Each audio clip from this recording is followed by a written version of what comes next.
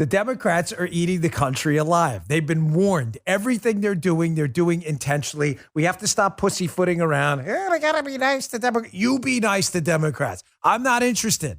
Maybe this isn't the right show if you want to be. I'm tired of this. This country is at war with sanity.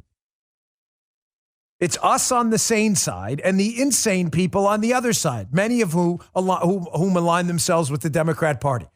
We are doing things we've been warned about that will destroy this country, that will impoverish people, lead to really crappy Cuba-like health care, that will destroy any chance at education, the enrichment of their mind, and any potential for a job in the future. We're doing it right now, and we're pretending, the Democrats are pretending, that this is all being done to the benefit of some philanthropic human prosperity movement. That is bullshit, and you know it. They are incentivizing people not to work. They are getting ready to pay people a ridiculous amount of money to not work. There is dignity in work. I'm going to do this show till the cows come home, because if we as Republicans can't get our heads out of our collective asses and start getting this messaging right, that it is not compassionate to separate people from the dignity of work and creation, then the Republican Party's done, and I don't want any part of it. We are not conserving anything if we cannot get the messaging right that there is dignity and value in work. And it is evil, listen to me, evil to separate people from the dignity of a job. It is evil. Guy put together a nice liner whenever we love Thomas Sowell. Thomas Sowell is one of the legendary thinkers of our time, of any time for that matter. So Guy put together this great liner for Thomas Sowell.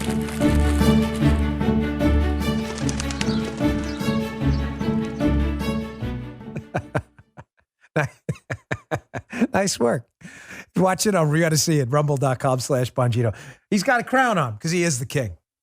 He's the king of sanity. Here was Thomas Sowell decades ago warning about the dangers of welfare, government taxpayer payments paid to people to not do anything. Here he was. This is a two-part video. The clips are short. Don't worry.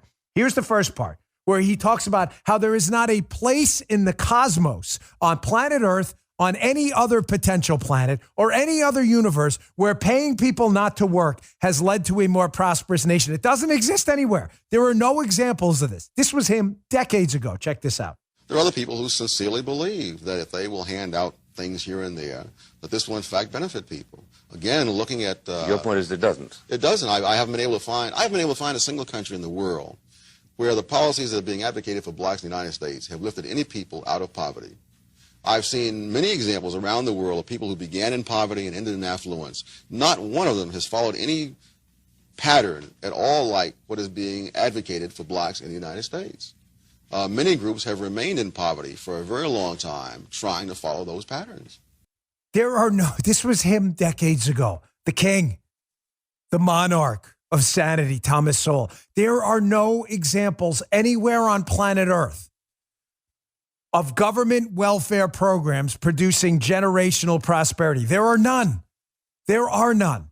There are, however, legions of examples of free market capitalism, entrepreneurialism, and going to work. Remember the motto of the Dan Bongino Show from this point forward, given this new president we have who wants to be the next FDR. The new motto is, get your ass to work.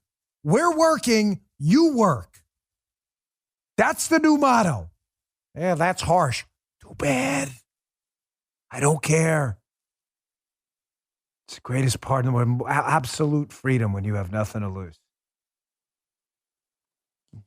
Get to speak the truth. And I put myself in this situation purposefully. I never wanted to be influenced by anyone, and I'm not going to be influenced now. Get your ass to work. It is better for you. It is better for us. It is better for your kids. It is better for everyone. There are no examples of countries engaged in mass welfare payments for people not working that have led to any kind of generational prosperity. None. Why are you taking notes over there, Guy? You going to edit out my get your ass to work? You're making me nervous. Don't edit that out. Get your ass to work. He's taking notes over there. Paula used to do that. She doesn't like it. I'll say to get your ass to work. Okay, good. He's taking notes because he likes it. And to the people out there working, which is 99% of my audience, a sincere, heartfelt, can't reach my chest because my elbows don't work.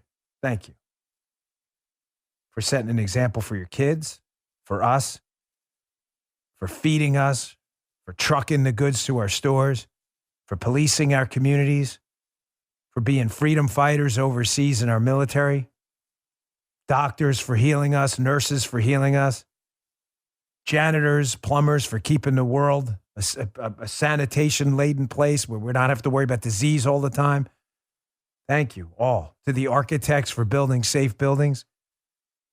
This world is the way it is, and this country is great because of you, and you built it.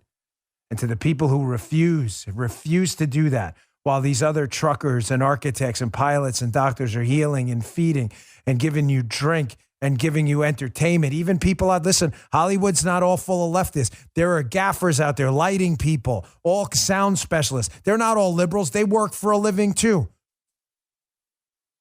Thank you. Thank you. Here's the second part of that Thomas Sowell video. Again, why did I play? There are thousands of Thomas Sowell videos on Thomas Sowell speaking about welfare, which is what we're talking about now. Why did I pick these older ones? Because, folks, the things he talked about decades ago are still true now. Here's the second part of that interview. He's talking about William Buckley. He predicts policies. He says, listen, these three things are keeping minorities, specifically the black community, poor. He mentions three things. I want you to listen to this. Minimum wage, poor schooling, and welfare. This was decades ago. And then I'm going to show you in this segment coming up how we're doing those exact things right now. They just would have listened to the great Thomas Sowell. Check this out. Well, do I understand you to say that the government has exacerbated the plight of these poor blacks? Yes. How? A number of ways. One, they've made it difficult to get jobs, to get started in the job market. Minimum wage law would be one of those things, but only one. The terrible schooling would be a major factor. That if you're going to turn out kids who are 40% functionally illiterate upon graduation from high school, then you're going to have very serious problems in the job market. And the government is responsible for that? The government runs the public schools. Yes. State as well as federal. They're doing many things to make it much tougher for the person at the bottom to get started.